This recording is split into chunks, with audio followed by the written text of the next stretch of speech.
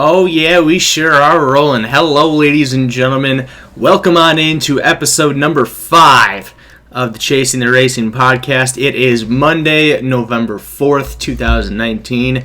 It is my 24th birthday. I'm not trying to be conceited and bring some special kind of attention to myself. I'm just putting it out there that I'm doing the show on my birthday. Glad to be here with all of you guys to chit-chat about the most important sport on the planet, and that is auto racing. You're wrong if you think otherwise. And you know you're wrong. You might not agree, but you know you're wrong if you just say no. So, I'm just putting it out there. Man, what a week. What a week it's been. Lots of things going on this past week that honestly I didn't even really realize how busy this week was going to be for racing. Until we kind of got through the weekend and got to this point. So many things going on. Lots of events, lots of news, lots of drama. We're going to tackle as much of it as we can. There's a lot of things that I would like to talk to you guys about today. I'm going to try to do it in a semi-decent, at a semi-decent pace. Because I do want to kind of do things a little bit differently tonight with our viewer segment. But still do our traditional ordeal. But a lot of things to get through and to talk about. So to try to make this list go by as quickly as possible, let's dive right in. I did not end up doing any race chasing this past weekend. It is the first weekend in quite a long time where I did not see a racetrack. That will change this upcoming week. But I didn't end up doing anything this past weekend. Just didn't really have the funds to.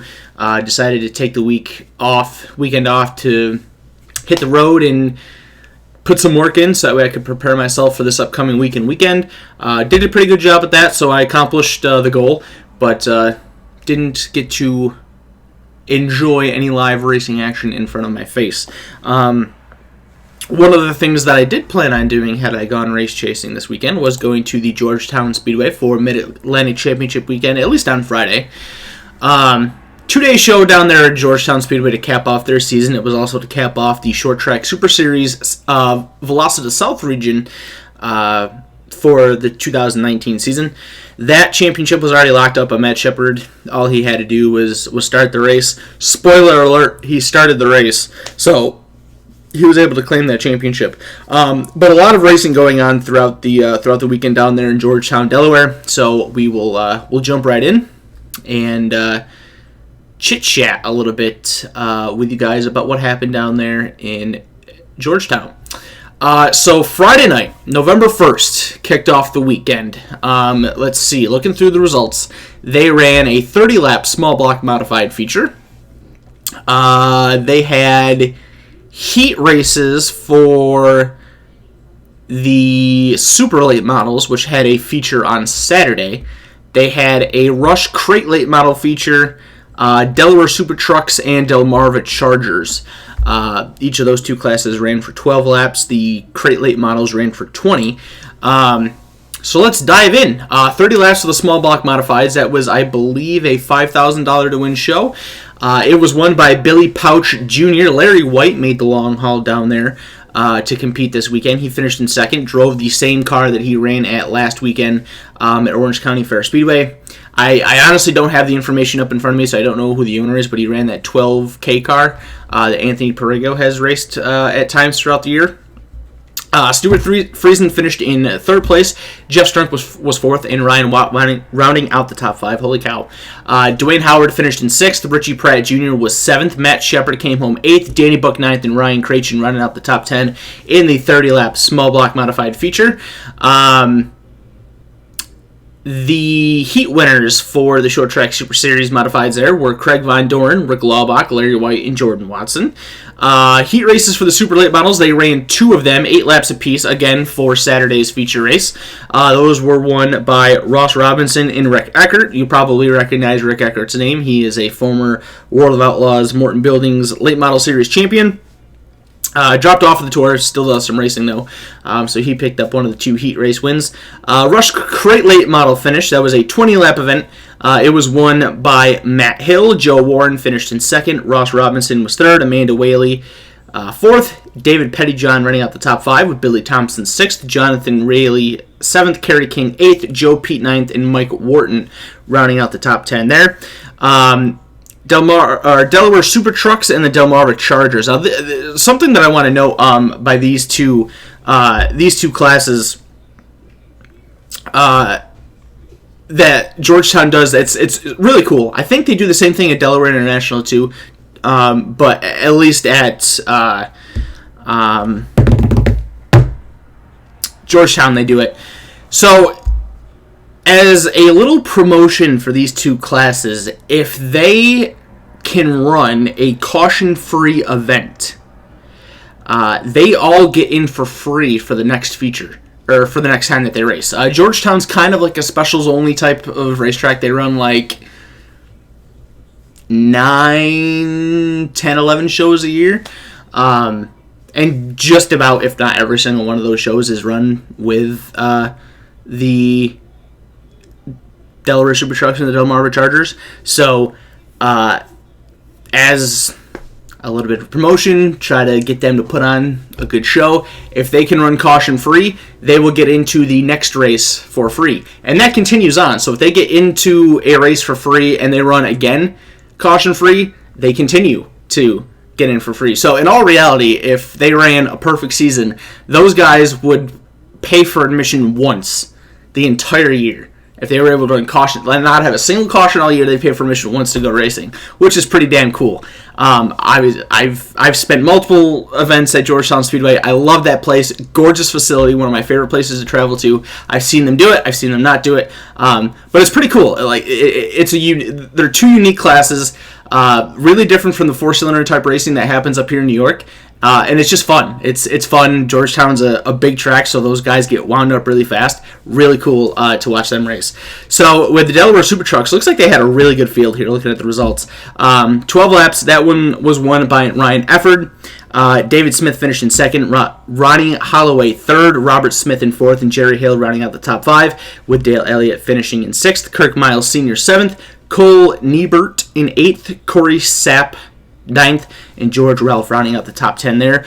They probably, let's see, I'm just curious. 22 trucks for Delaware Super Trucks, if I counted that correctly. That's freaking awesome. 22 trucks to wrap up the year there in Georgetown. That's really cool. Delmarva Chargers did not get the same amount of car counts. They were significantly less, but not bad, I guess. That one was won by Ashley Merritt. Tippy Martinez was second. Greg Naylor third. Scott Calhoun fourth. And John Bailey in fifth. Sixth place finisher is just listed as Pac-Man. So I guess we'll go with that. Randy Merritt was seventh. Jimmy Waters eighth. Jarrett Chandler ninth.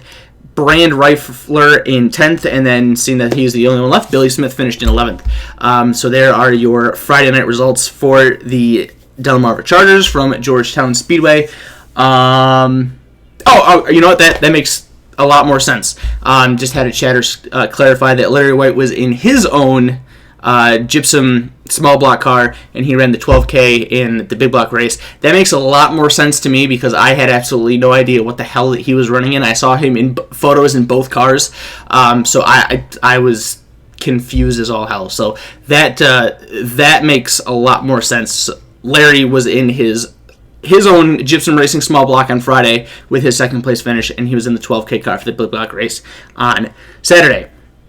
That big block race on Saturday, seeing that we are now transitioning over to the Saturday results, I was able to watch the highlights, the highlight video for that event.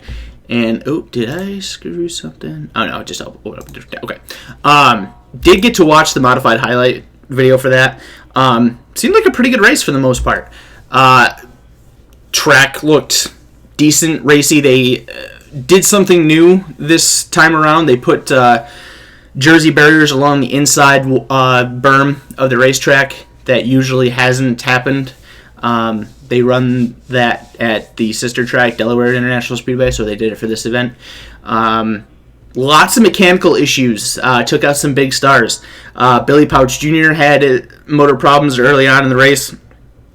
As we just mentioned, Larry White had problems running up towards the front of the field in the 12K car. Kane confirmed that for a fact. I watched the video. We got that sorted out. He was in the 12K for the big block race. He had issues and DNF'd. And then Stuart Friesen, with 2 laps to go, battling with Jordan Watson for the lead. He had problems and came to a stop.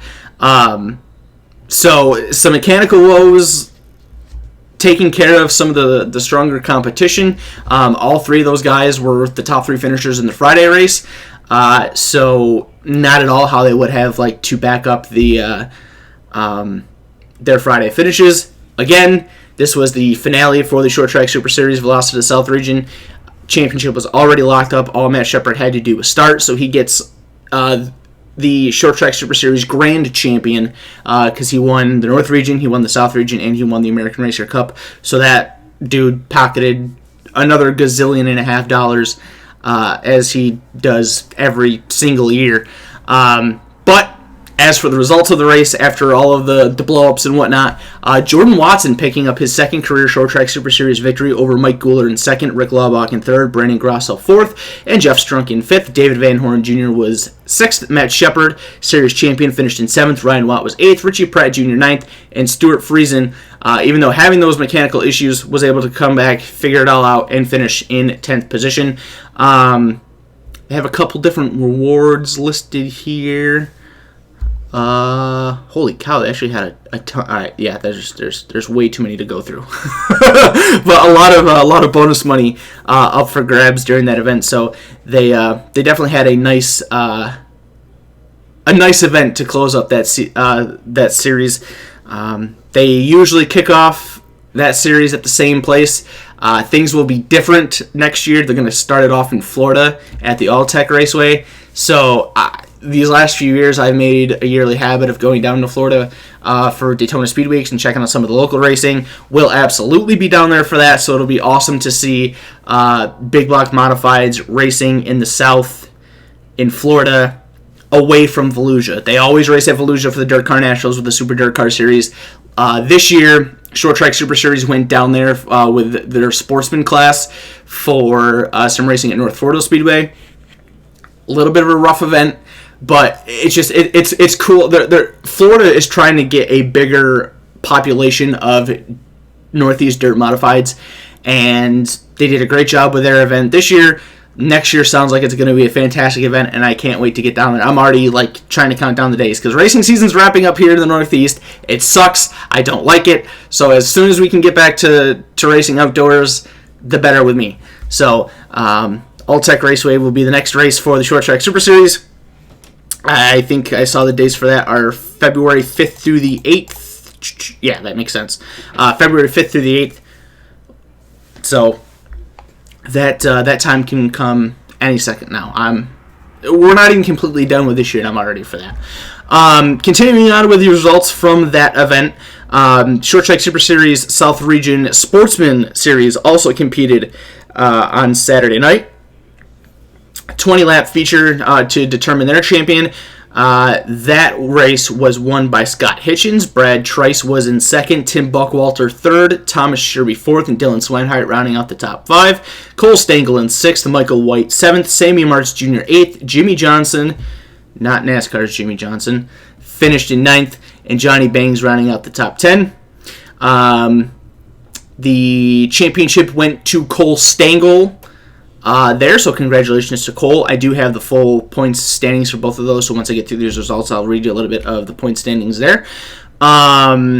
Mid-Atlantic Sprint Series had a 20-lap feature there as well. That one was won by Jeff Geiges. Jeff Geiges, we'll go with. Again, this whole name thing. I would have been able to pronounce it had I gone... Well, this was Saturday. I wasn't planning on going there Saturday, but... bear with me.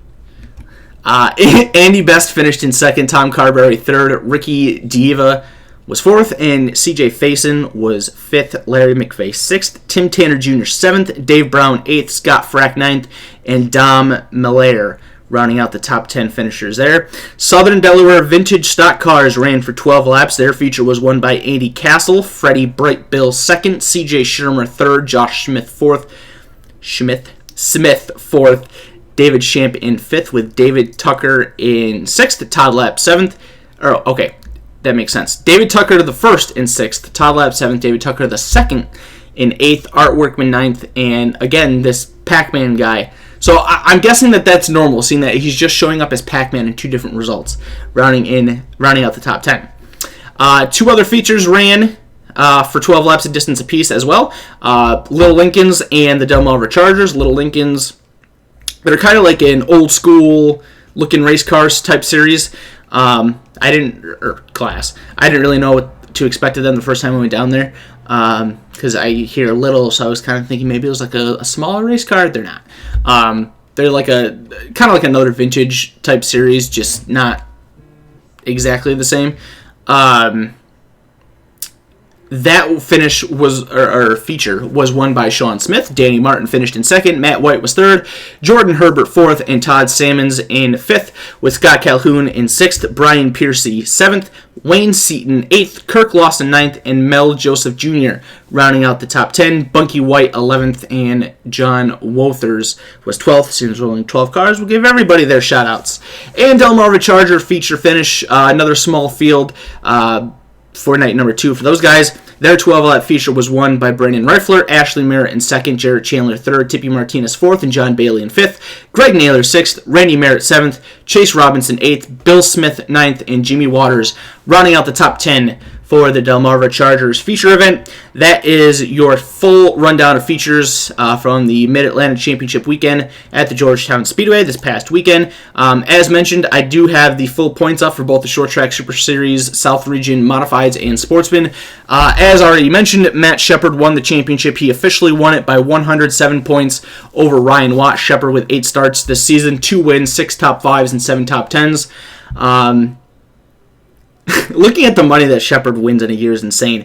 The series alone, that series, he won $25,235. That's excluding the championship money. And I think it was like, what, $58,500 for winning all 3 championships? The dude's insane. I don't like him, but he's insane, and I will never discredit him for what he's been able to accomplish. Won that over Ryan Watt by 107 points, as mentioned. David Van Horn Jr. was 3rd, 120 points back. Jeff Strunk 4th, 126 points back. And Jordan Watson, after the win, moved up 3 spots to finish in 5th, 144 back. Mike Guler finished in 6th, 148 back. Andy Bugatti 7th, 167 back. Craig Van Doren 8th, 191 back. Billy Pouch Jr. 9th, 200 points back. And Brandon Grasso running out the top 10 with a total of 566 points, 209 points behind Shepard. Overall, the series, well, there's a bunch of ties. So it's listed as 73 drivers, or 73 positions, but there's a lot more drivers than that due to the ties. But a very healthy-looking field of modifieds competed in that series this year. And I've already told you what to expect for 2020. Looking forward to that happening. In the Sportsman, it was mentioned that Cole Stengel won the championship. He gained 4 spots in the points that night to win the championship. So that's awesome. Won the championship with 5 starts, no wins, 2 top 5s, and 4 top 10 finishes. Won it by 36 points over Jim Houseworth. Jimmy Johnson was 3rd, 43 points behind. Dylan Swinehart 4th, 70 points behind. And Joe Toth 5th, 71 points back. Sammy March Jr. was 6th, 75 points back. Then he got a bigger gap here, dropping back to Trent Von Vorst in 7th at 145 back. Ryan McCartney was 8th, 156 back. Scott Hitchens 9th, 158 back. And Samantha Muller, top 10 finish, 172 points back.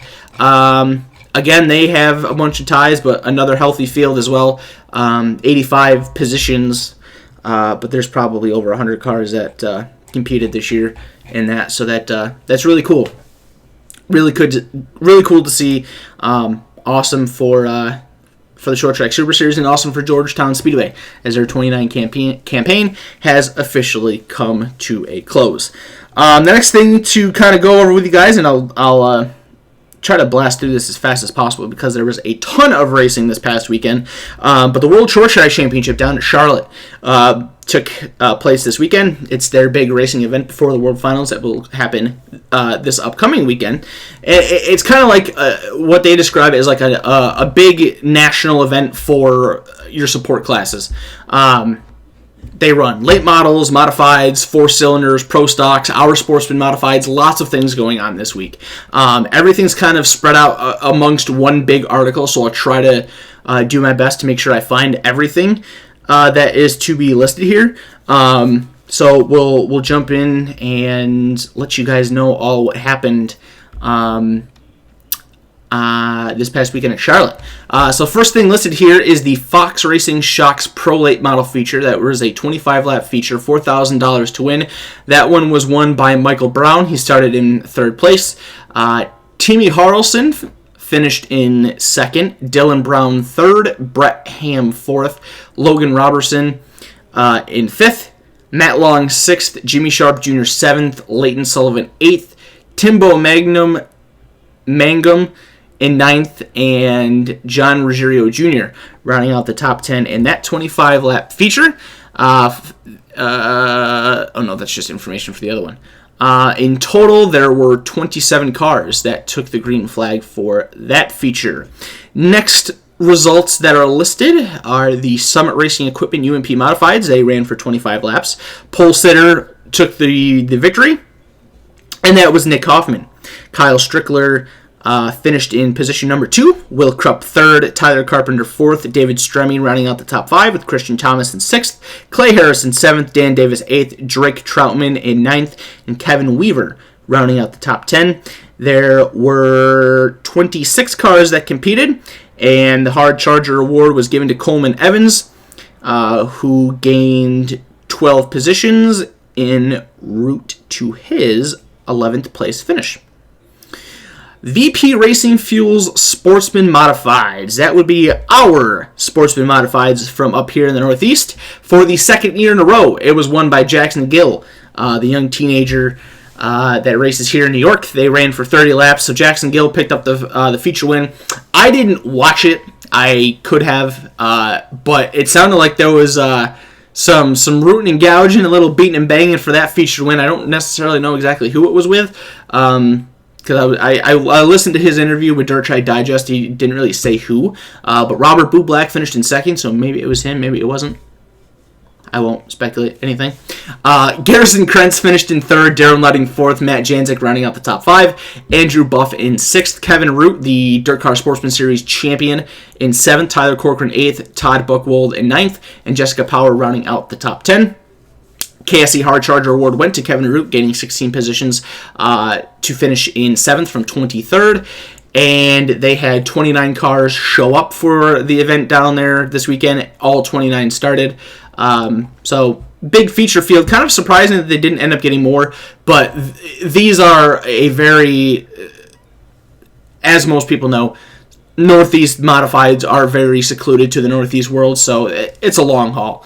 You're definitely going to get more modifieds to travel down there this week for the World Finals, but for sportsman guys, makes sense that there wasn't a massive increase in car counts. But still, 29 cars is definitely enough to put on a show, so I hope that they were able to do just that. Hoosier Racing Tire Pro Modifieds. These guys raced for 20 laps, and their 20-lap feature was won by Jeff Parsons. Jeremy Steele picked up the second place finish. Billy Workman Jr. was third. Preston Blaylock in 4th, and Greg Brown rounding out the top 5. Jake Barneycastle, finished in 6th. Dylan Smith 7th. Matthew Smith 8th. Morgan Widener 9th, and Ethan Rogers finished in 10th. There were 27 cars that competed in that event. RacerTents.com Pro Stocks. Again, this is another Northeast class. They only had 19 cars travel down there. Pro Stocks aren't a super duper healthy class up here. At least in New York, it's kind of divided. There's a portion of guys that race in New York and a portion of guys that race in Canada. So, same thing with a sportsman. You got to haul in a lot of guys from long distances in order to bring them in. They raced for 25 laps. Luke Corning picked up the win. Jay Casey finished in 2nd. Pete Stefanski, known up here, Finished in third, Jocelyn Waugh was fourth. Kenneth Martin finished in the top 5 with a 5th place finish. Jason Meltz was 6th. Rob Yetman 7th. Mark Lalonde 8th. Rock Aubin in 9th. And Mike White rounding out the top 10. Again, 19 cars showed up. All 19 ran. KSC Hard Charger Award to Pete Stefanski, gaining 7 spots from his 10th place starting spot to finish in third. Chevrolet Performance 602 late models. That class competed for 20 laps for their feature. They had 26 cars take the green flag. It was won by Billy Rushton. Chase McCormick finished in second. Mike Davidson third. David Smith fourth. Michael Brown fifth. Colby Cannon sixth. John Price seventh. Rod Tucker eighth. Kyle Beck in ninth. And Rod Robert finished in 10th place. KSC Hard Charger Award to Jeremy Mayfield, gaining 10 positions from 21st to finish 11th. I have absolutely no confirmation if that is the former NASCAR driver, Jeremy Mayfield, or not. I do know that he still races. I don't know if he races dirt or not, but just putting it out there for sake of intelligence. Driven Racing Oil Crate Sportsman Division. This is usually what we call our Crate Sportsman up here, but I don't really know what exactly these are. I kind of feel like it's either a late model or modified class. But either way, they raced for 20 laps, and that was won by Mitchell Duval, Caleb McLaughlin second, Ronnie Mosley third, Damon Crump in fourth, Ben Watkins fifth, Cade Langley sixth, Dalton Panel in seventh, Chris Rice eighth, Devin Morgan ninth, and Lee Higdon rounding out the top 10. They had 26 cars compete as well, and no information there on a hard charger. Comp Cam's mini stocks. Let's see, scrolling down, they raced for 20 laps, also had a field of 26 cars. That race was won by Braden Pruitt. Matt Gilbert finished in second. Damian Bryant third, Casey Towell fourth, Rod Tucker fifth, Larry Housley sixth, Travis Sharp in seventh, Dustin Bolin eighth, Carl Curran ninth, and Jason Dickerson rounding out the top 10. They do have a KSC Hard Charger listed for this one, and that was Rod Tucker gaining 18 positions from 23rd to finish in position number 5. That's pretty impressive in a big 4-cylinder field like that. Well, mini stocks, but same difference. Dirt Vision Hornets. These guys had a handful of features. I believe, scrolling through the big long review. Yes, okay. So they ran 3 features apiece for their Friday event and 2 features for Saturday. So we'll jump through these very quickly. So Friday feature number 1 for the Dirt Vision Hornets. That was won by Paul Clayton, Mark White second, Daniel Moody third, Justin Morgan fourth, Jay Tate in fifth, Chris Bobo sixth, Jonathan Gray seventh, Eric Boozle eighth, Josh Whitfield ninth, and Kenny Long rounding out the top 10 for feature number 1. Feature number 2, 15 laps. Eddie McGrew picked up the win, Joey Kelly second, Shannon Barnhill in third, Reed Christensen in fourth, Rusty Garlock in fifth, Matthew Taylor sixth, Brendan Spangler seventh, Michael Selig eighth, Travis Langford ninth, and Braun Rutledge rounding out the top 10 there. Feature number 3 was won by Chase Webb, Brad Cross in second, Chris Anderson third, David Laney fourth, Dustin Cook fifth, Dave Smoot in sixth, Tyler McGee seventh, Jeff Jennings eighth, Lindsey Jennings in ninth, and William Estep was in 10th place. Looking through the car counts here, looks like they started 23, 23, 22. Couple DNSs in all of those, but a great field of Hornets there. And then moving on to Saturday's features. Saturday's features, 15 laps apiece as well for those. Joey Kelly won the first one. Reed Christensen in second. Jonathan Starrett third, Shannon Barnhill fourth, Michael Selig fifth, Daniel Wright sixth, Jay Tate seventh, Anthony Varner eighth, Dustin Cook ninth, and Joe Grant rounding out the top 10 for feature number 1. They started 24 in that one. Feature number 2 was won by Payne Pickles. What a name that is. Eric Boozle in second, Eddie McGrew third, Mark White fourth, Brad Cross in fifth, Tyler Cap sixth, Ricky Hill seventh, Donovan Beecham 8th, Bradley Williams 9th, and Justin Morgan running out the top 10 for feature number 2. They started 30 cars in that one. That takes care of all of the main features. They also had 4 15-lap All-Star Invitationals.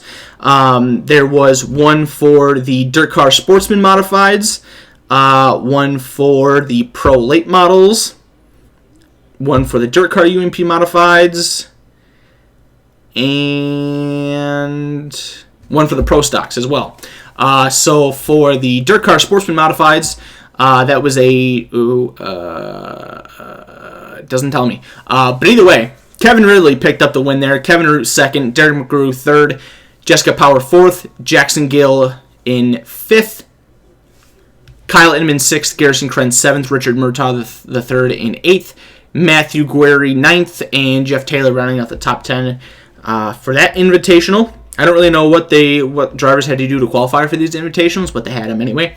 Pro Stock Invitational was won by Scott Towsley. Jay Casey was 2nd. Jason Casey 3rd. Rick Duzlak 4th. Michael Lon 5th. Robert Bublak in 6th. Brian Carter 7th. David DePaulo 8th. Rock Aubin 9th. And Jocelyn Waugh in 10th. Pro Late Models was won by Matt Long. Timbo Mangum in 2nd, Leighton Sullivan 3rd, Justin Hudspeth 4th, Frank Taylor 5th, Michael Brown 6th, Timmy Harrelson 7th, Brett Ham 8th, Rick Kukin Jr. in 9th, and Billy Green in 10th. Dirt Car UMP Modified Invitational was won by Kyle Strickler, Nick Hoffman 2nd, David Stremme 3rd, Christian Thomas 4th, Dan Davis 5th, Michael Corbin 6th, Billy Workman Jr. 7th, Austin Holcomb 8th, Joshua Harris 9th, and Ryan Toole rounding out the top 10. And that's all of them. That is all 4 of the All-Star Invitational events that they ran. A bunch of different awards going out. Really, the only ones that I kind of care about are these longest tow awards that they post. That's pretty cool. They did one from the north, the south, and the west. Obviously, being in North Carolina, no one's going to travel very far going east. But they did them for the north, south, and west. Jocelyn Waugh, Pro Stock competitor from St. Hyacinthe, Quebec, Canada, got the longest tow award coming from the north. Clay Harris got it coming from the south. He came from Jupiter, Florida. And longest tow from the west was given to Kevin Weaver, came from Gibson City, Illinois, to compete in the event this past weekend. That was the 4th annual event. 5th annual event already had the dates booked out for it. The 5th annual Driven Racing Oil World Short Track Championship at the Dirt Track at Charlotte will be held October 29th, 30th, and 31st in 2020. So if you're interested in going, mark that down. And, oh my gosh, excuse me, you could be there. So that is everything from the World Short Track Championship that happened down at the Dirt Track at Charlotte Motor Speedway. We will now transition away from the dirt and let's talk a little bit of NASCAR, as the NASCAR Xfinity Series and the Monster Energy NASCAR Cup Series competed this past weekend at the Texas Motor Speedway. It was the middle round in the playoffs for both events, or for both series. Each of them will determine their final Championship 4 contestants this upcoming weekend with the NASCAR Gainer Outdoors Truck Series, and the NASCAR Can-Am Pro Series West will also wrap up their season this weekend at ISM Raceway in Phoenix. For the Xfinity Series race, I was able to catch the majority of this race. It was an absolute ass-kicking event for Christopher Bell. I'm pretty sure he swept the entire night, won both of the stages, won the race. Had to do with some late race restarts and a bit of a pit strategy thrown in there with Ross Chastain. He was trying to make the car last longer on fuel than anybody else. Ultimately, it didn't end up work. Well, it didn't work for the win, but he did finish in second. Really, not too much else to talk about other than Christopher Bell just shit on the entire field. Fantastic performance once again by Christopher Bell. Picks up his series-leading 8th win of the season and locks himself into the Championship 4 at Homestead in 2 weeks. As I already mentioned, Ross Chastain finished in second. Austin Cindric was third. Brandon Jones 4th, and John Hunter Nemechek rounding out the top 5. Justin Allgaier was 6th. Harrison Burton 7th. Cole Custer 8th. Jeb Burton 9th. Ryan Sieg finished in 10th. Some notables to mention. Some issues for playoff drivers this past week. Chase Briscoe had some problems. He finished in 22nd. Tyler Reddick crashed out trying to avoid Chase Briscoe having issues. He finished in 29th, and Noah Gragson also crashed out of the event. He finished in 30th. So, with that being said, we'll pull up the point standings and let you know what's going on heading into the final race of the round of 8 for the Xfinity Series. With the win, Christopher Bell is locked in. He will be racing for a championship. Cole Custer, 52 points above the cut. He is in second place. With the fantastic year that Tyler Reddick has had, the issues that he suffered this past week do not hurt him too much. He still has a 36-point advantage over the cut in third place heading into Phoenix. And Justin Allgaier is the fourth and final car locked in at the moment. He has an 18-point cushion over the cut. The 4 drivers on the outside looking in. Chase Briscoe, 18 points out in 5th. Michael Lynette, 6th, 28 points out. Austin Cindric in 7th, 31 points out. And Noah Gragson is 8th, 47 points out. So for Noah, he's in an absolute must-win situation. Austin Cindric is pretty much there. Some pretty crazy stuff is going to have to happen for him to point his way in, but it is possible. Kind of the same thing with Michael Lynette. Chase Briscoe also, he obviously has the best shot at pointing himself in, only 18 points back. So we'll see how that goes this upcoming weekend at Phoenix. Monster Energy NASCAR Cup Series took to the racetrack yesterday for the AAA Texas 500. I did catch most of that race as well. Lots of things going on in that race. A caution-filled Stage 1. There was, I heard, 6 cautions in Stage 1, which is quite a lot. And then they ended up running like caution-free, or only had 1 caution in Stage 2. Could have been because of the PJ1. Usually you have to have like friction heat in order to activate that and really get it to work. So could have thrown some guys off, not having that completely there for Stage 1. Brad Keselowski and Ricky Stenhouse Jr. had a pretty big crash in Turn 4. Denny Hamlin had issues, spun himself out coming off of Turn 4, went through the grass, took the nose, or part of the splitter off the nose of that race car. Wasn't able to really recover very well after that, so he is not looking good heading into ISM. SHR overall had a really, really good day. Clint Bowyer led some laps, almost won Stage 1. Kevin Harvick did win Stage 1. Daniel Suarez and Eric Almirola were also at the front of the field. So SHR had a phenomenal day at Texas Motor Speedway, and they capped off that phenomenal day by getting the win with Kevin Harvick. So he is now locked into the championship for the opportunity to race for yet another championship. Talk to you right there about how successful Stewart-Haas Racing's day was. They finished 1-2-3. Eric Almirola was second. Daniel Suarez was third. Joey Logano logging his first top 5 finish of the playoffs this year with a 4th place finish, and Alex Bowman coming home strong in position number 5. Martin Truex Jr. was 6th. Kyle Busch 7th. Ryan Blaney 8th. Kurt Busch 9th. And Eric Jones rounding out the top 10. Probably wondering where that other Stewart-Haas Racing car was. It was Clint Bowyer. He finished in 11th, just outside of the top 10. Those drivers that had those playoff issues, as mentioned, well, Brad Keselowski is eliminated, but he ended up finishing in 39th. Ricky Stenhouse Jr. was 40th.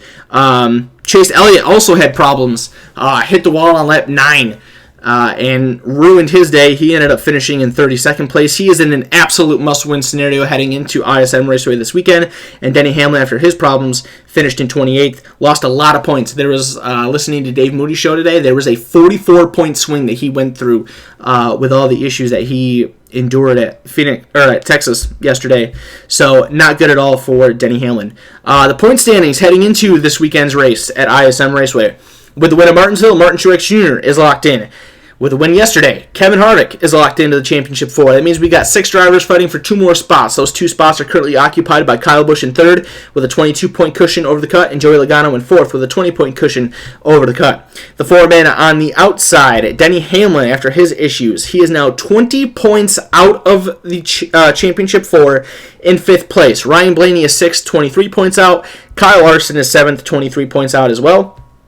And Chase Elliott, as mentioned, he's the only one in a must-win situation, 78 points out in 8th place after 2 disastrous days at Martinsville and Texas. Do not listen to the media, whatever they tell you. Chase Elliott is the only person in a legitimate must-win position. He overcame a 22-point deficit in order to make the next round of the playoffs at Kansas. Kyle Larson and Ryan Blaney are 23 points back. So, yes, it is one extra point, but Hamlin, Blaney, and Larson can absolutely point their way in if need be. It is possible. Do not let the media tell you that it is not. So we'll have to see what happens. It'll be very interesting. Kyle Busch won the race at ISM Raceway earlier this year. He does not have a locked-in guarantee spot yet. He is above the cut, but he's not locked in yet. Been a long time since Kyle Busch has won a race. Whether he breaks that streak next week and sweeps Phoenix for the year, we'll have to find out. Should be good. Chase Elliott is pretty good at Phoenix. He came close to winning there a couple years ago, and was in a must-win situation there. So, really, any of these 6 guys can find themselves either in or out of the playoffs. It should be fun to watch. Should be a very fun and dramatic weekend of racing for sure in Phoenix. And you got all 4 of NASCAR's series running there. K&N Pro West will wrap up their season. Derek Kraus, all he has to do is start to win the championship. Trucks will race on Friday, Xfinity on Saturday, and Cup Series on Sunday. These last 2 weekends will be triple header weekends for NASCAR. So it should be fun to see how this season wraps up. Lots and lots of news in the NASCAR world that came out this week, and some of which came out today, which we're going to hit first. This is incredible news that was released earlier this morning. Roger Penske has purchased the Indianapolis Motor Speedway, the NTT Data IndyCar Series, or NTT IndyCar Series, I'm sorry. And he's also purchased Indianapolis Motor Speedway Productions. Massively surprising. Lots of people were thrown off guard by this. This came absolutely out of nowhere today. But Roger Penske, now the new owner of the Indianapolis Motor Speedway, the NTT IndyCar Series, and Indianapolis Motor Speedway Productions. Roger Penske is honestly one of my favorite people in motorsports, and I don't just say that just because my favorite driver races for his team. I've always had so much respect for Roger Penske. He is involved in motorsports like very, very few people are involved in. He has teams in so many different racing series, and he has been ridiculously successful in everything he has done. He has won 18 Indianapolis 500s. The next closest team owner is... what's the right way? Well, here. He has 3 times as many Indianapolis 500 wins as the next guy in second place at 6. I don't remember exactly who that was on the listing, so I'm not going to pretend that I know. But I saw something on SportsCenter this morning that showed it. If you're a racing fan, you know who Roger Penske is. You know how successful his racing career has been and how successful of a businessman he is. Whether it's been in NASCAR, IndyCar, V8 Supercars, IMSA, he's phenomenal. And it's one of the reasons why I have so much respect for him is because he hasn't just been successful in one area. He's been successful in everything that he touches. So some interesting comments were made today. It kind of sounds like he is very interested in an IndyCar NASCAR doubleheader. I know one of the big issues with trying to make that happen was to see who was going to play second fill in that doubleheader, because obviously somebody has to go first and someone else has to go second. Now with Roger Penske, a NASCAR guy, owning the IndyCar series, I think that makes that wicked easy. So much easier than it ever has been in the past. I would think that Roger Penske doesn't really care which of the two runs first or second. Obviously, there's nothing announced yet, but I feel like the odds of this happening are really, really good in the future. So it'll be very fun to see what he does with Indy, what he does with the IndyCar series. It sounds like he wants to make Indianapolis Motor Speedway more fan-friendly.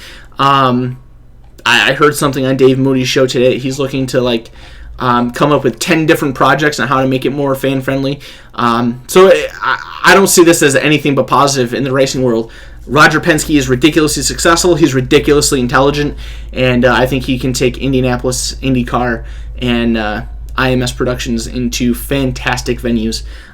So a major congratulations to Roger Penske on that purchase. The sale is expected to clear in January, in case anybody was interested in that. Kyle Busch is going to be doing something for the first time in his racing career. Hard to believe that there are things in his racing career that he hasn't accomplished. One of those things will be checked off January 25th and 26th when he competes in the Rolex 24 at Daytona International Speedway for the very first time. He will be competing for AIM Vassar Sullivan. I don't know if that's AIM or if you say AIM. I'm not familiar with that team name, so I apologize if I ruin that. But he will compete with AIM Vassar Sullivan next year in a Lexus RCF GT3 car.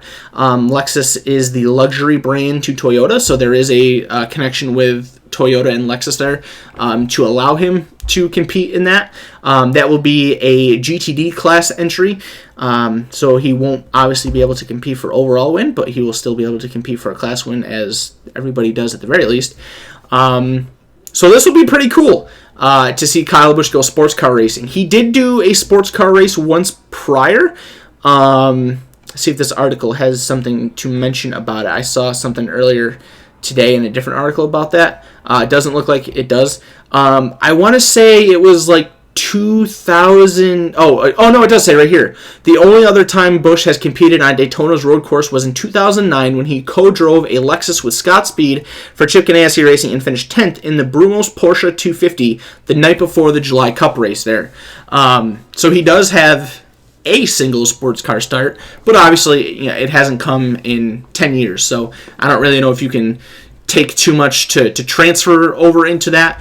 Not like you really need to with Kyle Busch. He's one of the best race car drivers in the history of racing, so I have a feeling he'll probably fit in just well. He will participate in the 2020 Roar Before the Rolex 24 that goes on January 3rd through 5th. Some of the other NASCAR drivers that have competed in the event, in case you are interested: Dale Earnhardt and Dale Earnhart Jr., Jeff Gordon, Kurt Busch, Kyle Larson, Jimmy Johnson, Tony Stewart, AJ Allmendinger, and I know Jamie McMurray has also competed in that event too. So definitely looking forward to see how Kyle does. I know everybody and their mother are Kyle Busch haters, but I at least have a massive amount of respect for his talent and what he can do behind the wheel of a car. So it'll be fun to see him race a sports car next year at Daytona for the Rolex 24. His older brother Kurt had some fantastic news come out this past week. He is going to continue to race in the Monster Energy NASCAR Cup Series for multiple years to come. He signed a multi-year extension to remain at Chip Ganassi Racing in their number one Chevrolet Camaro this year. Both Kurt Busch and Monster Energy will remain in and on that ride, which is really good news. I know that there was a lot of speculation to try to figure out what Kurt was going to do. Kurt has said in the past when he made this deal, he was going to kind of play it, see how this year went, and then made a decision off of that. Kurt did pick up one win this year. He won the Quaker State 400 at Kentucky over the summer. Qualified for the playoffs. Unfortunately, he fell out of the playoffs after the first round. But obviously, he was happy enough with his success to ink a multi-year deal to continue to racing with CGR. It doesn't say how many years he signed with, but it does say a multi-year deal with Chip Ganassi Racing. There have been some reports and some speculation that he's kind of interested in doing some more racing other than NASCAR. It was mentioned on the broadcast yesterday that he would love to do the IndyCar race if NASCAR and IndyCar were to ever do a doubleheader. Obviously, today's announcement helps that happening, and with him staying with Chip Ganassi also makes that easier to do as well, because Chip Ganassi owns the IndyCar. So if you drive for a car owner in NASCAR that also owns race cars in another series that you're interested, there's probably a good chance that you'll be able to make that happen. So we'll see how that goes for the future. It's awesome to hear that Kurt's going to stick around. A lot of the older veteran and legendary drivers of the sport are starting to retire over the last few years. Kurt Busch is not going to be one of them. He's going to stick around for a little while longer. Another NASCAR driver contract extension was announced this week as well. That coming in the NASCAR Xfinity Series with Brandon Jones. He is going to stay with Joe Gibbs Racing in 2020 for his third full-time season in the NASCAR Xfinity Series.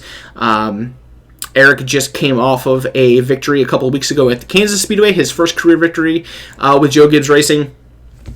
He qualified for the playoffs this year, was eliminated after the first round, but everybody seems to be happy with his performance, and what is going on with that team, and he will continue to race for Joe Gibbs. He will have a brand new teammate next year in Harrison Burton, as it was announced last week, I believe. Yeah, last week or 2 weeks ago, that Harrison Burton is going to make the move up to the Xfinity Series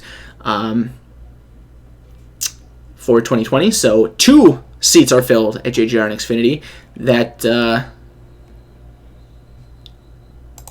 which car did Harrison? Okay, Harrison's going in the 20. So the 18 car is still undecided. But usually the 18 car has kind of been like the Junior Motorsports All-Star car. They kind of bounce people in and out of it. So I wouldn't really expect somebody to go in it full time. But I guess we'll have to wait and see. Update on Matt Tifft. We got some more news on Matt Tifft this past week. Unfortunately, he will not be returning to NASCAR for the remainder of the 2020 season. He is very much involved and is wanting to know what is going to happen or what is happening with his body, and trying to figure out exactly what caused his seizure last week at Martinsville to happen. So he has stepped out of the car for the remainder of the year. John Hunter Nemechek stepped in this week to fill in for him. His father Joe was racing yesterday as well, so it was the first time since 2005 that he had a father-son duo racing in the Cup Series. His debut, he finished 1 lap down in 21st place, so overall not a bad debut for John Hunter. He will continue to pilot the car this upcoming week at Phoenix and next week at Homestead, Miami. Obviously, Matt is taking his health extremely seriously and is wanting to get that figured out before he worries about racing. He's absolutely still planning on racing. He doesn't want to go anywhere with NASCAR, but he wants to figure out what's going on with his health first. A few years ago, if you remember, he had a brain tumor that he had to have surgically removed from his head. So they did not find anything in an MRI that was done last week, but obviously with his history, he has concerns, and he wants to figure out his health. So he stepped out of the car for the rest of the year, and obviously I'm hoping that he can get the answers that he's looking for, and we'll be able to get back into the car as quickly as possible for the remainder of however long his career will be. Go Fast Racing has announced a partnership deal that has kind of been rumored for a long time. Heading into 2020, they will work with Stewart-Haas Racing in 2020. A lot of people have heard the rumor, and the speculation is that, well, maybe that's going to be a ride for Cole Custer come next year. Archie St. Hilaire came out earlier this week and said that he is not an eligible candidate for that car. So that's interesting. It ruins my prediction that I made on the show here a few weeks ago, saying that Cole was going to go into that car. They are still trying to work out a deal with Daniel Suarez, so maybe this means Cole Custer is going to take over the 41 and that 32 is going to be where Suarez goes. Who knows? All we know for right now is that Go Fast is going to have a technical alliance with Stewart-Haas Racing for next year. Maybe Corey LaJoie stays in that car, maybe not. Not really too sure what to expect for him. I kind of heard I think I kind of heard some things, and maybe Corey LaJoie is going to move on to Front Row Motorsports and take over the 38 car that David Reagan is opening up. But we'll have to see. We still have a lot of time. Silly season continues to ramp up, but it will definitely be fun to see what happens with that technical alliance and who will be driving that 32 car in 2020. Pocono Raceway announced the details, the race distances of their doubleheader event that will be coming up next year.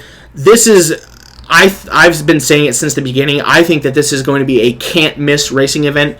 If you are just a racing fan in general, even if you're not a NASCAR fan, I think this is a week that this is an event that could really bring people involved into the sport and get them more interested.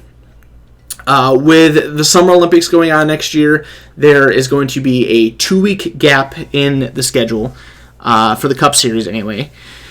And there's a lot of talk, like we kind of mentioned this last week, there's a lot of talk going around about schedule changes and maybe shortening the schedule at some point. Pocono Raceway decided to take the initiative, and they took all of their racing that happens in a year for NASCAR, and they shrunk it down into 1 weekend. So you will not have 2 weekends of racing at Pocono, but you will have 2 Cup races, and this is going to be the breakdown.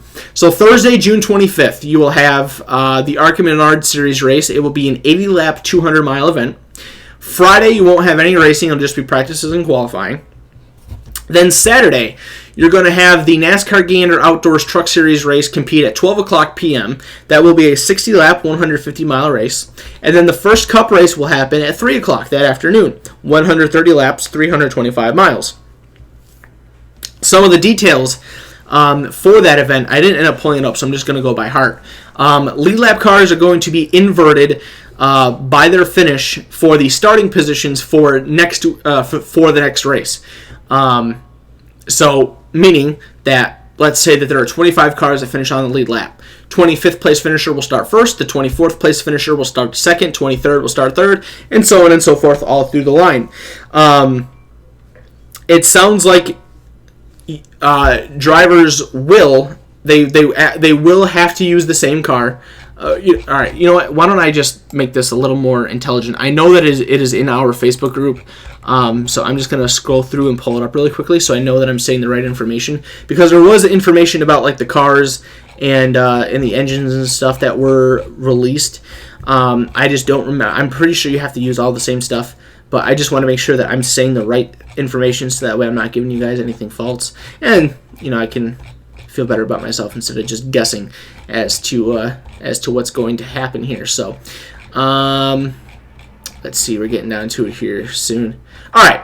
So this was a photo that was posted by the Motor Racing Media 24/7 Facebook page. It says, lineup for Sunday will be invert of the lead lap cars from Saturday finish. Lapped cars then start behind them, most likely by order of finish. As I mentioned, teams will use same cars for both races, impounded after qualifying Friday. Teams can work on them following race Saturday and then go through tech again Sunday morning. Will have to meet pre-race tolerances in tech Sunday morning. Teams will use same engine, the long block engine block, crankshaft, camshaft, connecting rods, pistons, oil pans, cylinder heads, and valves for both races, so you can change the valve springs. If there is damage, teams can use a backup car for Sunday. They would have to start at the rear if they do so, and the teams will use the same pit stall for both races. So there is the more in-depth information as to what is going to happen there. And then on Sunday, the Sunday portion of that event, you will have the NASCAR Xfinity Series race at 12 o'clock for their 90-lap, 225-mile event. And then you will have a 140-lap event for the Cup Series for their second race. It will start at 3:30, 140 laps, 350 miles. Adult NASCAR tickets for Saturday and Sunday start at $45. Obviously, you can probably expect those to be like your lower, cheaper seats. But even still, I think this is going to be a fantastic weekend of racing. A can't-miss weekend of racing. So if you are a NASCAR fan, if you're a racing fan, and you can get yourself out to Pocono Raceway at the end of June next year, do it. We all know Pocono isn't one of the most exciting racetracks on the circuit for NASCAR, but I think this is going to help make that an event way more enjoyable than it has ever been in the past. I'm hoping that I will be able to get there for that. I absolutely plan on doing it. And I hope it's a major success, because maybe you're going to start seeing more doubleheaders or more creative events like this in the future if there is success with this. So I hope it does succeed. I hope it's a great event. I hope the racing is great, and we can all enjoy it and see what it does for us in the future. Some more sponsorship news came out this past week, and that would be with Oscar Mayer. They are going to stick with Roush Fenway Racing and the number 6 car driven by Ryan Newman in 2021. So that is fantastic news. Again, more sponsorship staying in the sport. Nothing wrong with that. So very glad to hear that Oscar Mayer will continue to support Roush Fenway Racing and Ryan Newman through 2021. So not even just next year, but it's a 2-year extension with Roush Fenway Racing. So that's really, really cool. Chevrolet announced this past week that they are going to change models with their Camaro race car for the Cup Series. The current model is the Chevrolet Camaro ZL1. They are going to change to the Chevrolet Camaro ZL1 1LE for 2020. At least for the moment, it doesn't really... It's unknown what kind of differences that race car is going to present compared to the current race car. So I guess we'll have to wait and kind of see what that does. I'm really surprised that any of the manufacturers are going to bring in a new body for next year. The next gen race car is going to make a debut in 2021. So this body style is literally only going to be good for 1 year. You wouldn't really think that anybody would come up with a body style for 1 year and then crumple it up and throw it away. But I guess Chevrolet is interested in doing that. So we'll have a new Chevrolet Camaro body style for next year for the Cup Series, changing to the Camaro ZL1 1LE from the Camaro ZL1. So we'll have to see what more information we get on that as time progresses. But new body, once again, coming to NASCAR for the Cup Series. And I hilariously thought of how terrible it must be to be an iRacing employee, because now you have to scan yet another race car and bring that to your simulator. Pretty funny. I'm a former sim racer, so I thought I had to make a quick mention of it. Some rumors going around with DGR Crosley Racing. I guess this was all posted on, or was talked about on Corey LaJoie's podcast. It sounded like, so I guess nothing is confirmed yet. But Corey LaJoie said that he heard that, and I had made mention of this last week, that Todd Gilliland is probably going, or well, actually, this is his exact quote. He said, quote, "Going forward, Todd Gilliland will probably going to be driving for his old man in the Truck Series next year. There's some stuff moving and shaking with manufacturers over there at DGR, I heard," unquote. So that's the second part of the rumor, is that DGR could also be transitioning manufacturers. They currently drive Toyota Tundras in the NASCAR Gainer Outdoors Truck Series. Could be leaving the Toyota camp come next year. So lots of rumors and lots of things starting to be spread about DGR Crosley Racing. We'll have to see what comes of that of this year. DGR Crosley is currently fielding trucks for Tyler Ankrum in the number 17, Natalie Decker in the 54, Anthony Alfredo in the 15, and there's some other drivers that have been bouncing around as well. They also field ARCA cars. So nothing set in stone yet for DGR Crosley, but some rumors starting to circulate about those guys, and we'll see what happens moving forward. Last piece of NASCAR news that I have for you guys, and this was also announced earlier today, Ty Majeski is going to be coming back to the NASCAR ranks. He will be competing with Nice Motorsports in the number 44 Chevrolet at ISM Raceway this upcoming Friday. I believe this is Ty Majeski's first ever Truck Series race. Ty ran for Roush Fenway Racing last year in the NASCAR Xfinity Series. Didn't necessarily go all that great. Had a lot of issues. Has not made any major NASCAR starts this year. He has competed in the ARCA Series this year, where he has won some races and had some success over there. But he has not competed in NASCAR thus far this year, and that will change this upcoming weekend. As I said, I believe this is his first ever truck start. I could be wrong about that. But Ty Majeski, very accomplished super late model racer from Wisconsin. He will be coming back to NASCAR to race for Nice Motorsports this upcoming Friday night in the NASCAR Gainer Outdoors Truck Series event at ISM Raceway. With all of that, we're going to start transitioning back into the dirt world. A lot of news coming out in the dirt racing world this past week. Some ride announcements were made heading into the World Finals up here in the Northeast regarding the Super Dirt Car Series. The first of those came from Anthony Perego. He's going to be piloting a second ResX racing machine with the Super Dirt Car Series Big Block Modifieds for the World Finals this upcoming week. ResX Racing is the team that is run by Kerry Torrance, and the two of them will be teammates this upcoming week for the World Finals.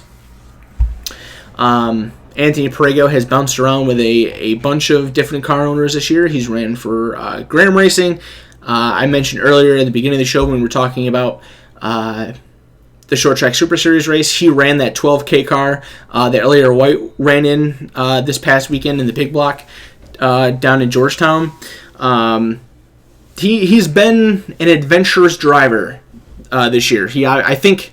Well, I don't know. I don't know if those 44 cars that he races are his own or if they're somebody else's cars. But he's done a lot this year, a lot of different rides, and he adds ResX Racing to that list. He will team up with Kerry Terrance as they compete at the dirt track at Charlotte this upcoming week for the Can-Am World of Outlaws World Finals. In the Super Dirt Car Series portion of the event. Max McLaughlin will also be competing next week. This could possibly be why Anthony Perego went to ResX, because Max McLaughlin is going to be racing with Graham Racing for the Can-Am Off-Road World Finals this upcoming week. Originally, McLaughlin was supposed to race with this team back at the beginning of the season at Can-Am. Some things fell through with that didn't end up happening. Danny Johnson ended up taking that ride away from him late in the going after some issues had happened. But they are getting together this year, or at this point now, and will be competing at the World Finals. Kind of surprising, maybe, in a way, that he's not racing with HBR for this event. But McLaughlin will be able to race on home turf. He is from that area. He will compete with Graham Racing and their number 8 machine this upcoming week at the Can-Am Off-Road World of Outlaws World Finals at the dirt track at Charlotte. Another modified guy that made his announcement that he will be racing down there this week is Billy Pouch Jr. He is going to be... that 15, is that his? The 15 car might be his car. I think the 15 is his car. He made a Facebook post on Wednesday saying, thanks to Banger Steel, Atlantic Sprinkler, Degree Engineering, Danny's Pizza Pizzazz, B&G Truck and Trailer Repair, Grover's Garden Center, Phillips Garage, we will be headed south to Charlotte to the World Finals for the first time in 3 years. So Billy Pouch Jr. making the return to Charlotte as well. Again, he's going to be taking his number 15 machine. I believe that is his car. He does race for other car owners, but I believe that one is his. So Anthony Perego, Max McLaughlin, Billy Pouch Jr. all going to be competing at the World Finals this upcoming week, making their announcements known this past week about their World Finals appearances. Sammy Swindell will be racing in the World Finals this week in the sprint cars. He also landed this ride for the Texas Sprint Car Nationals this past week with the Lucas Oil American Sprint Car Series. Per the article from InsideLinePromotions.com, Sammy Swindell has secured a pair of opportunities to compete during the final Lucas Oil ASCS National Tour and World of Outlaws NOS Energy Drink Sprint Car Series events of the season. Swindell is teaming up with Jared Sewell to tackle the Tony Stewart Presents the Vancouver Texas Sprint Car Nationals this Thursday and Friday at Texas Motor Speedway Dirt Track in Fort Worth, Texas. Then you scroll through here a little bit. Swindell will wrap up the sprint car season the following weekend by driving for Trey Hoddick during the World of Outlaws Can-Am World Finals hosted by the Dirt Track at Charlotte in Concord, North Carolina, November 7th through the 9th. Swindell won the inaugural World of Outlaws race at the Dirt Track at Charlotte in May 2000, and he also visited Victory Lane there in 2012. This past weekend at the Texas Sprint Car Nationals, I think I looked it up yesterday, he had a 22nd and a 6th place finish in those two events. So legendary sprint car racer Sammy Swindell raced this past week, and he will race this upcoming week at the Can-Am World Finals in the Sprint Car World of Outlaws NOS Energy Drink Sprint Cars. Also making an announcement that he will be racing at the World of Outlaws World Finals was Parker Price Miller. He is going to be racing for Christopher Bell in his number 21 car this upcoming week at the World Finals. So that is pretty cool. Christopher Bell has already had success in that car this year. He's got a couple wins, one of which did come with the World of Outlaws not too long ago. So I'm looking forward to being able to see Bell's car race this week. It obviously won't be him driving because he'll be out in Phoenix, but we'll get to see his car race. So that'll be pretty cool to see how he can do in that machine. Some unfortunate news came out this past week about the Mansfield Motor Speedway in Mansfield, Ohio. The future of that racetrack is currently uncertain, as the current owners, promoters, whoever, they've decided not to return to the facility in 2020. Per an article here from the track's website,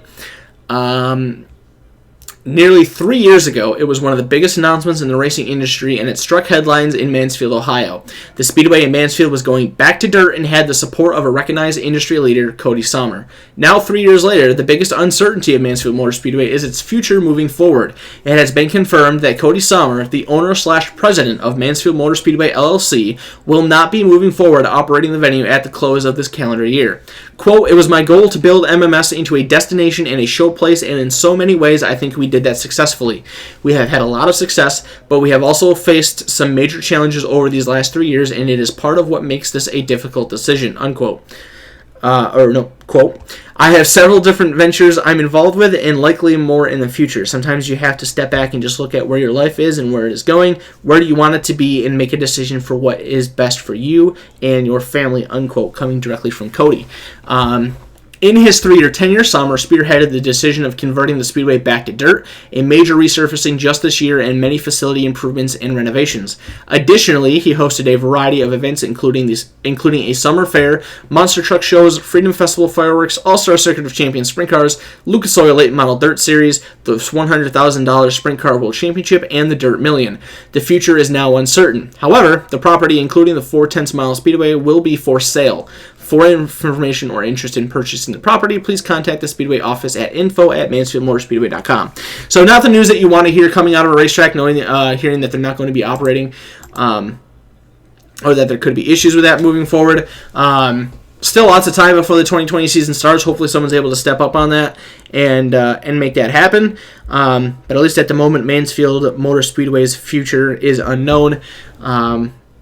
Could possibly lose it. Could not. I hope that's not the case. We'll have to see what happens and what news is made moving forward. Some more news that was released today that really surprised me regarding some NASCAR stars and their dirt racing. Christopher Bell and Kyle Larson are both going to have new car owners for the Chili Bowl next year. Christopher Bell was the first one that I had come across. Just waiting for the article to load here. This is an article posted by speedsport.com. Bell confirmed on Saturday night, following his NASCAR Xfinity Series win at Texas Motor Speedway, that he'll chase his 4th Golden Driller in the last 4 years with Tucker Boat Motorsports.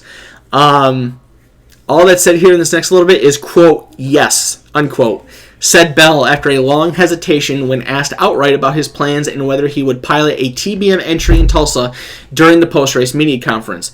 The Normal, Oklahoma native and soon-to-be NASCAR Cup Series driver has spent virtually all of his midget career since hitting the national stage in 2013 with Keith Kunz/Curb Agajanian Motorsports. During that time, he's collected a myriad of Crown Jewel wins and 3 straight Chili Bowl crowns. He also said, quote, "I love Pete Willoughby, car owner, and Keith Kunz. They're like family to me. For me, I've been there, done that, and won so many races for Pete and Keith that I just feel like I was set up for failure going to the racetrack with them because we've been so successful in the past. I hated that feeling. For me, going midget racing is about enjoying it and having fun. I want to go there and do both of those things. Chad Boat and I have become really good friends over the last year or so, and now whenever I go to the racetracks with Chad, it's about enjoying it and having fun. Results are secondary. With Keith Kunz Motorsports, results are primary, and I really feel like I was set up for failure whenever I was going to the track with them. I really enjoy racing with Chad because it's just me and my buddy headed out to the dirt track," unquote. Some of the words that Christopher Bell had to say about that move and his conditions with Keith Kunz. Very surprising. Because he's, like the article said, he's been with Keith Kunz for so long. Not really too worried about a performance difference because Christopher Bell is phenomenal on the dirt. He's a phenomenal driver no matter what he does. But it'll be fun to see him in a new ride and see what he can do in a new ride. Kyle Larson is also going to be making a move away from Keith Kunz for the Chili Bowl next year. This article coming from SprintCarMidget.com. Kyle Larson's upcoming West Coast sojourn with his own midget entry isn't the only time the Monster Energy NASCAR Cup Series star will be a driver and owner during the offseason. That title is going to extend to the Lucas Oil Chili Bowl Nationals in January as well. Larson has confirmed that he will pilot his familiar number 1K, which he debuted over the summer in California in winning fashion during the week-long event inside the River Spirit Expo Center, January 13th through the 18th. It will be the first time since 2011 that Larson has driven for a team other than Keith Kunz/Curb Agajanian Motorsports at the Crown Jewel Midget Car event. Larson had already planned and confirmed that he would be campaigning his own midget during the Hangtown 100 and Turkey Night Grand Prix following the conclusion of the NASCAR season, but the extension of that move for the Chili Bowl marks a whole new ball game for the Elk Grove, California native. Quote, "I'm running my own stuff all off-season. All the racing I do on the midget side of things, at least, is going to be in my own equipment, and I'm excited about that," unquote. That came from Larson. With a new car and cell phone team does come some new challenges that Larson has never experienced before at the Chili Bowl, challenges that he spoke to in describing his new situation. Quote, "I think just the notebook that Keith has and all the experience that he has is certainly a big factor. With all those cars that he races, his setups are obviously really good. My car is a different car. It's got different shocks. Most of all, it is different, really. So it's going to be about learning all that, but that's how I wanted it to be, really. And then Paul Silva is crew chiefing it, and he's never worked on a midget before, but he's probably the smartest person that I've ever worked with in my life on stuff like this. I'm confident that he'll learn it pretty quickly. It'll be a fun challenge, that's for sure. There's no doubt that my expectations are still the same, even though I'm in my own stuff now. I think we can go out and beat them Kunz's cars. We've got great equipment, if not the best equipment out there. We should be able to go to Tulsa and do well as long as everything goes right. That's always the key there," unquote. All that coming directly from Kyle Larson. So yeah, some interesting news coming out today about Kyle Larson and Christopher Bell moving on from Keith Kunz Motorsports to field either their own ride or different rides for the Chili Bowl coming up next year. The last thing that I would like to mention with you guys before we head into our fan segment, which I'm going to do a little bit differently tonight, so all of you that are watching in chat right now, get prepared for interaction because I want your opinion on something. Is we're going to talk a little bit of Formula One. Formula One competed yesterday at the Circuit of the Americas for the United States Grand Prix. That event was won by Valtteri Bottas. He defeated Lewis Hamilton, Max Verstappen, Charles Leclerc, and Alex Albon. The top 5 finishers. Daniel Ricciardo was 6th, Lando Norris 7th, Carlos Sainz in 8th, Nico Hülkenberg 9th, and Sergio Perez running out the top 10 in that event.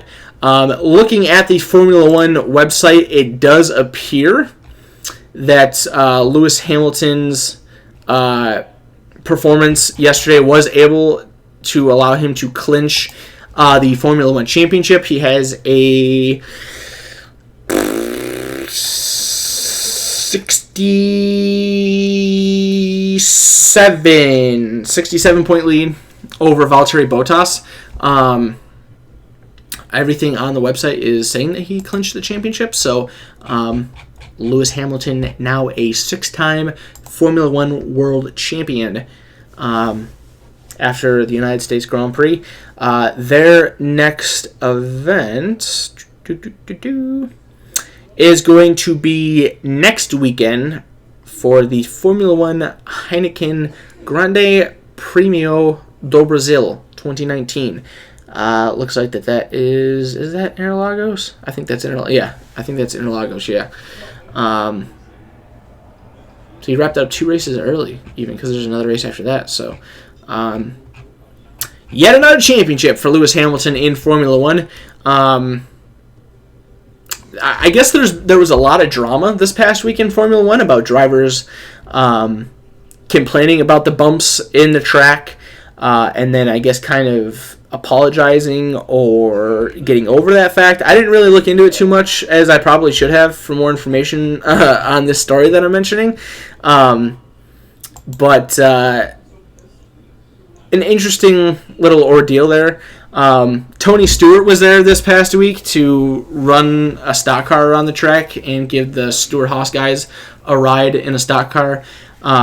He had some comments. He wasn't very thrilled at the fact that both NASCAR and Formula One are competing with each other on the same weekend in Texas. which I can totally understand. Probably not the most intelligent decision for them to do that, but at the same time, they may not care about competing with each other because they're like two totally different types of racing series. But at the same time, most people, you would think that if they're a racing fan, they're gonna kind of want to be involved in both if they can. So, like I know I heard somebody today on Dave Moody's show saying that they were flipping back and forth between both of them. So, maybe something to look into there. That maybe they shouldn't compete with each other on the same weekend, but either way, some interesting comments and things that were said about COTA. Really quickly, well, hang on one sec. I'm going to hold off on that for 1 second.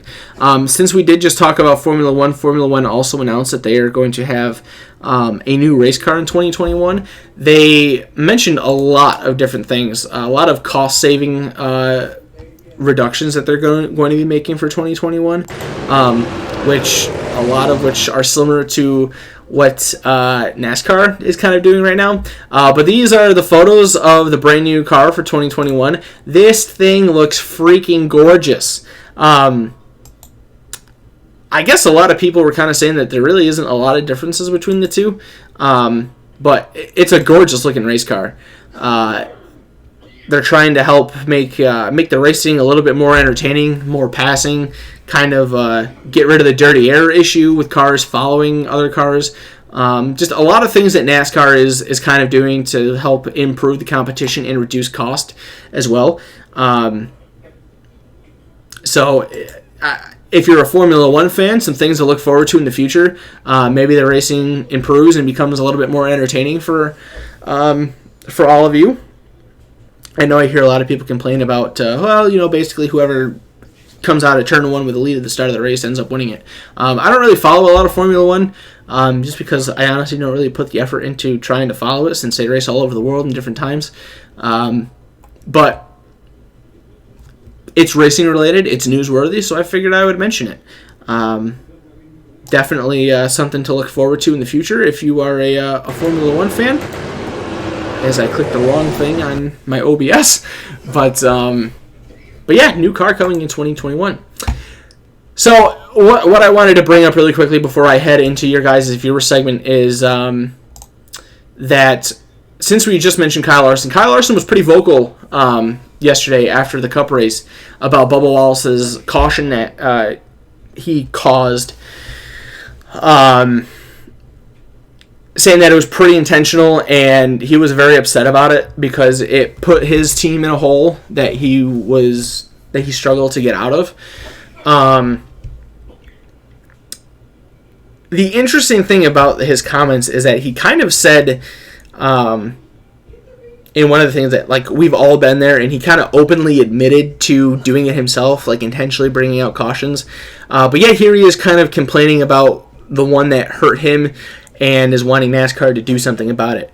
Denny Hamlin had also kind of come out with comments about it after Joey Logano did it last week with a flat tire. He kind of spun himself around in turn 3 to bring out a caution. We have that issue up here in the Northeast a lot, and nothing gets done about it.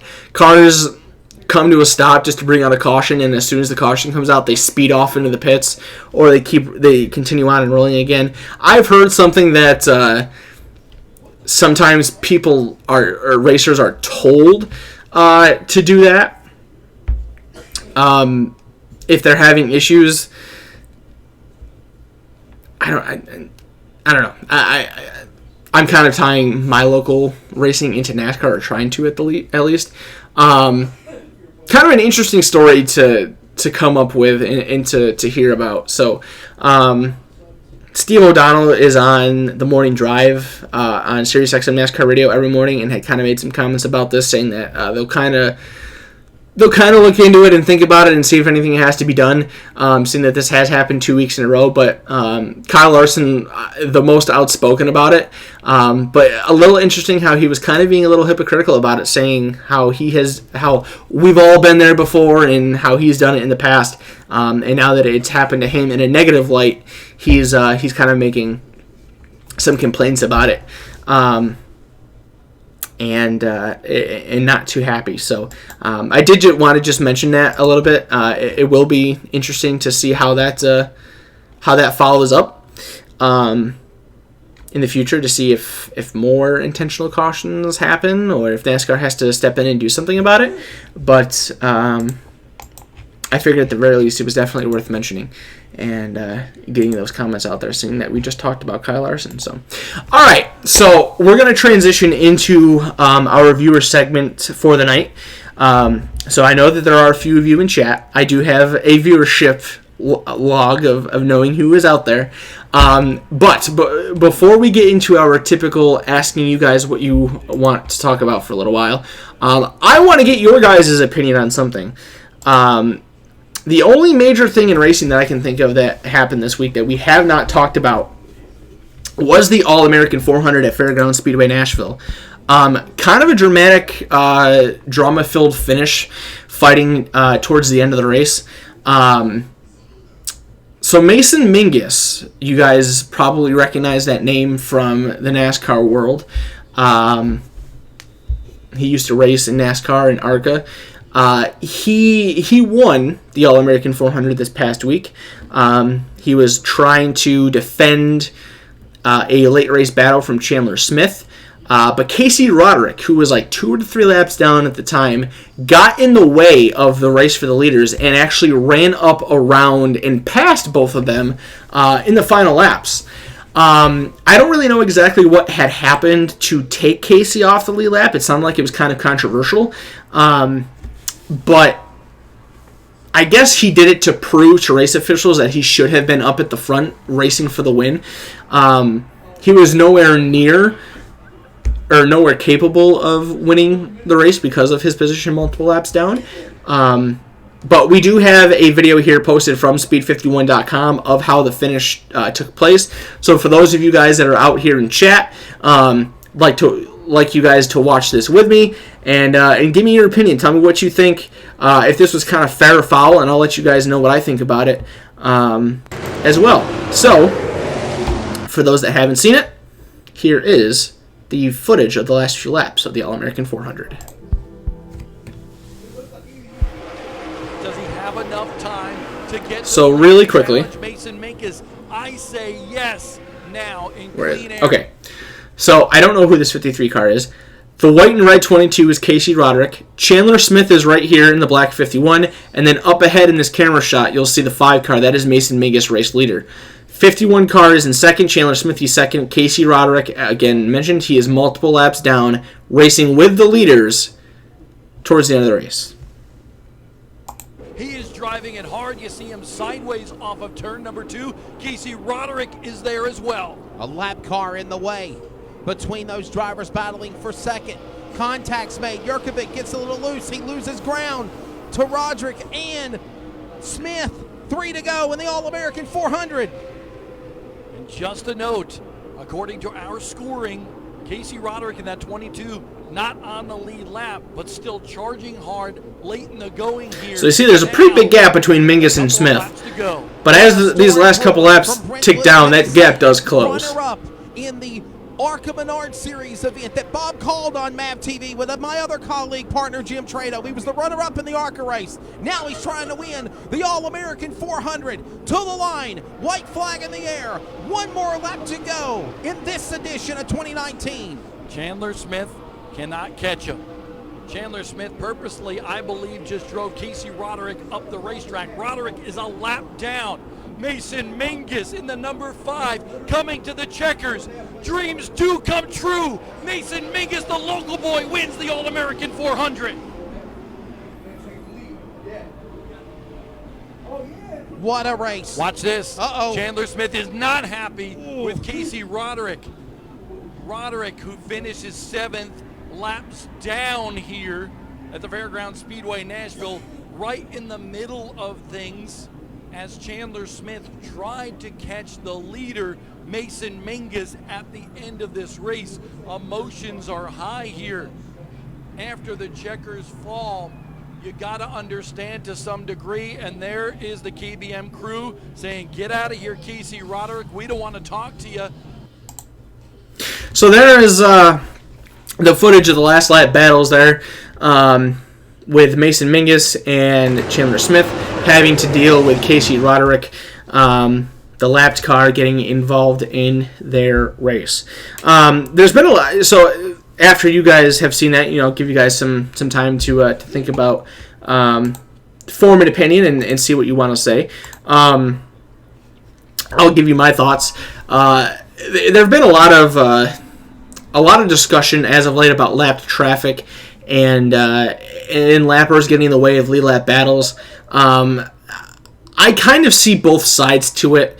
I'm a firm believer that lapped traffic and lapped cars have every right to race with the leaders.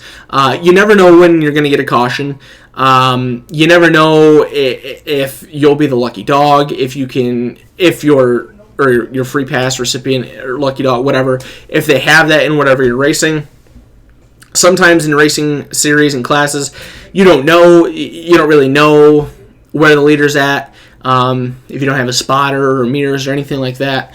But at the same time, I do believe that there are certain instances where the lap traffic should respect the leaders and allow the leaders to race for position and for race wins when it comes down to those points in the race. I'm not a firm believer by any stretch of the imagination that lap traffic has no right to be racing with the leaders, because that's absolutely not true.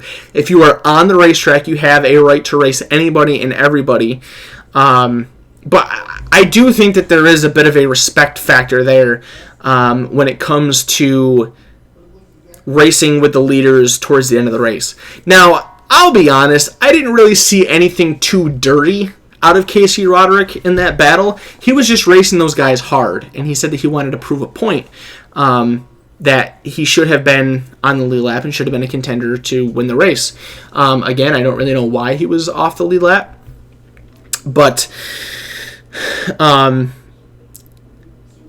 I can understand Chandler Smith's frustration. You saw how much that gap closed down towards the end of the race. So had Casey not been there, maybe he would have been able to hit his lines better and close in even further. Maybe been able to get up next to Mason Mingus, maybe give him a little nudge, kind of bump and run him out of the way.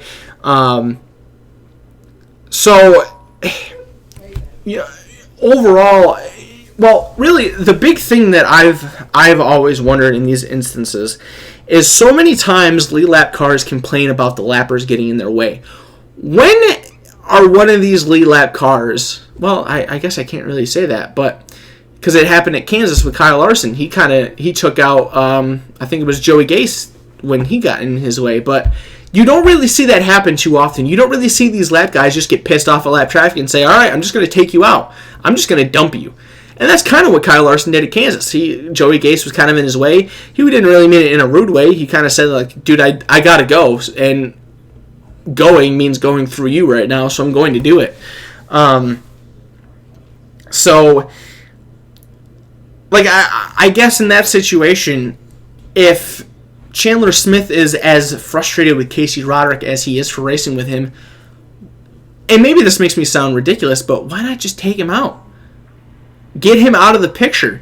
Now, part of that question could be answered with, I guess there's like some type of team affiliation between Casey Roderick and Chandler Smith, some type of like chassis alliance or something like that. Because I watched an interview with Chandler, and Chandler was saying if he would have just worked with me and had allowed me to get by and not race me, I could have gone up there and won the race, and we could have won the race like as team cars or chassis, whatever it was. But he decided to race me, and I couldn't do it. So we both ended up losing in that aspect. So I don't know. It's a very interesting issue. I think a lot of the times lap traffic needs to be given more credit than what they're given. People have to realize that. I think more people need to realize that lappers have a right to race. Now, in a situation like that, when you're coming down towards the end of the race and trying to win a big race like that, yeah, Casey probably shouldn't have been doing what he was doing. He wasn't really roughing those guys up. He did get a little close at sometimes, but he was racing them hard. So I guess none of the people that are in here in the live chat are interested in discussing this topic. I do see you out there. You can't just lurk in here and not be noticed. I do know that you're there. But those are kind of my thoughts on it. Congratulations to Mason Mingus on winning the race. It's cool to see a name that I've recognized in the past that has had success find success again and get back to the headlines. But obviously a very interesting debate to be had with lap traffic. It's happened a couple times in the Cup Series as of late. It happened in the Xfinity Series a few weeks ago. So it's one of those topics that's currently getting some weight, and those are really my thoughts. I do think lap traffic is entitled to race whoever they want to. They do still have things to race for. The leaders don't get priority just because you're at the front of the field. But at the same time, when it comes down to a situation like that late in the race, you're not going to win. You're probably not really going to gain anything out of it. Why race the leaders like that and affect the outcome of the race when there's nothing that you can benefit from by doing that? So I guess my 2 cents on it. I'm kind of more on the side of defending lap traffic in instances like that. But that one, that's just, it is a little egregious to me. Racing the leaders and getting in the way of a potential finish and a potential victory just to prove a point that doesn't really have anything to do with those drivers, not really right. But I guess we'll see what happens in the future with Roderick and Smith. But those are my 2 cents on lap traffic and on that instance specifically. So it doesn't look like there's much interaction for this week's live segment. So I guess I'll just get into my week ahead. I will be traveling down to Charlotte for the World Finals this week. Very much looking forward to that. It'll be the third year in a row that I get to attend the World Finals in Charlotte. I will be leaving on Wednesday. I will stay there Thursday, Friday, Saturday for the racing. Probably going to end up staying down there on Sunday and then driving back on Monday so that way I can catch the Cup race where I will be staying at.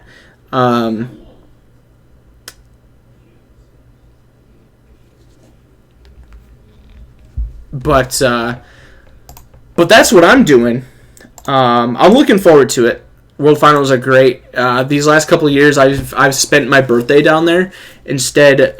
This year, with them pushing these events back to their normal time slot or back to their normal weekends, I got to spend my birthday up here at home and with you guys. So it should be great. I'm looking forward to going. Looking forward to giving you guys some good updates on all of that, and I'll get to go back to the racetrack for the first time in a couple weeks, as I didn't do it this past week. Had some other plans, but it should be fun. It should very much be fun. I do have pit passes this week, so I think what I'll do is, if you're in our Facebook group, I'll do like a little live video walking through the pits in our Facebook group, as long as I can make that happen. So it should be fun. I'm very much looking forward to it. Hope that maybe some of you out there watching or listening will be there, or will be tuning in as well. It should be good. Should be a great time, as it always is. We've got 2 championship battles to determine. The World of Outlaws Morton Buildings Late Model Series Championship is already determined. That is going to be won by Brendan Shepard. But Donnie Schatz and Brad Sweet will duke it out for the World of Outlaws NOS Energy Drink Sprint Car Series Championship. And Matt Shepard and Matt Williamson will duke it out for the Super Dirt Car Series Championship. So it should be fun to watch. Should be a great weekend of racing. I hope the weather is going to be nice down there. And actually, let's pull that up. Let's see what the weather is going to be like this week in Concord, North Carolina. I know it's not going to be all that great up here in Central New York. It's wet, it's rainy, it's cold. The snow is going to come here very soon. So that'll be just so exciting to deal with. And let's see here. Nothing too special. It'll be 65 on a Wednesday, 64 Thursday, 49 on Friday, and 51 on Saturday, 59 on Sunday, and 55 Monday. So for all the days that I'll be there. So nothing too fancy schmancy on the weather there, but we should be good. Should be good on rain. So I guess that's the most important part. So with that, my friends, I think this is where we're going to wrap it up and call it a night. I'd like to thank all of you for tuning on in and watching on the live show. Thank you guys that are watching on YouTube for tuning in and checking the show out. For those watching the live chat, you've got it in chat. Those watching on YouTube, I'll put it down in the description below. We have our Facebook group and our YouTube channel.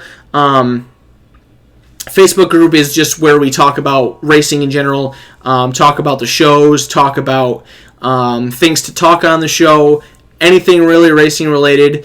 We're starting to get more people involved in that, having different people start making posts and conversation and stuff. So that's going very well. Highly recommend jumping into our Facebook group if you haven't done so already. And then our YouTube channel, obviously if you're watching on YouTube, you already know you're here watching. But if you're not on our YouTube channel, that's where we upload all of our podcasts to. So if you're not here for the live show, which you're absolutely not at all entitled to be, I just like having streaming it live because I add in that live fan segment.